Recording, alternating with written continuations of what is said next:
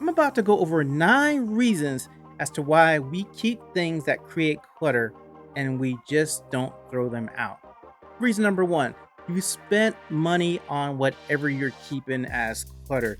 You spent money on it, you bought it on sale, you don't want to get rid of it because I paid my hard earned cash for this item, and because I did, I'm not getting rid of it until I use it, until it's past its time. I am not getting rid of that thing, even though it's sitting in your house or apartment and you never used it, you never actually bought it out. It's never served the purpose that you actually bought it for. You actually bought something else because it's better than the thing that you bought, or you found this awesome sale that you were like, hey, this is an awesome sale. I might need this one day. It's good to have around.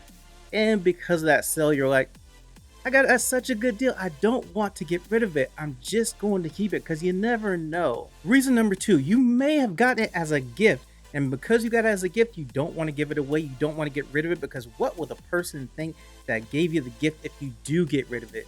And you don't want to hurt their feelings. You don't want to say, hey, I couldn't use it. I just got rid of it. I gave it to somebody else. I threw it away, whatever. And they come by and they see that you don't have it anymore. And then you're like, I don't want to tell you this, but I just got rid of it. I just didn't need it.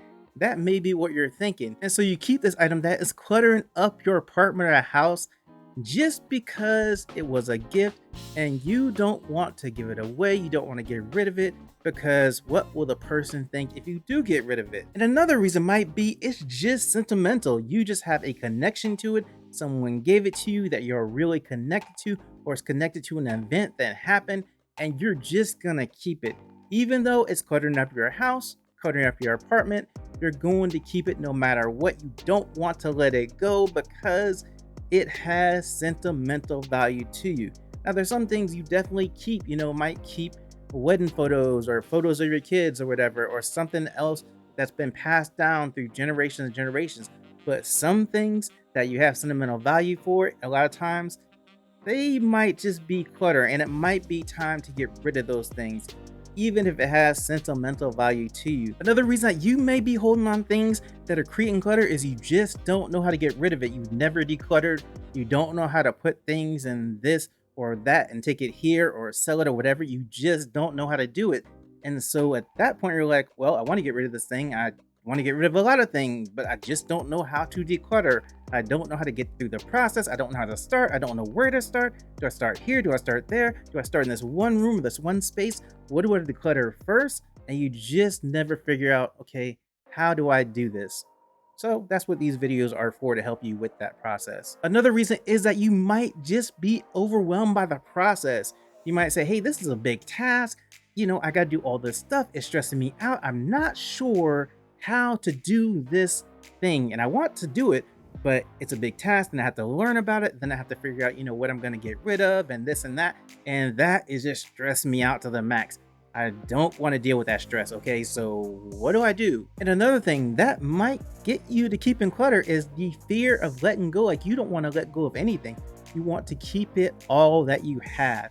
Now, you get rid of some things that are past their time, but anything that is in good condition that you have, you're like, I don't want to let it go. I want to keep it. And another reason you might be keeping clutter is you just forgot about it. Maybe you bought it. Maybe you said, hey, someone gave it to me. You put it in a special place, in that special hiding place, and you forgot about that special hiding place.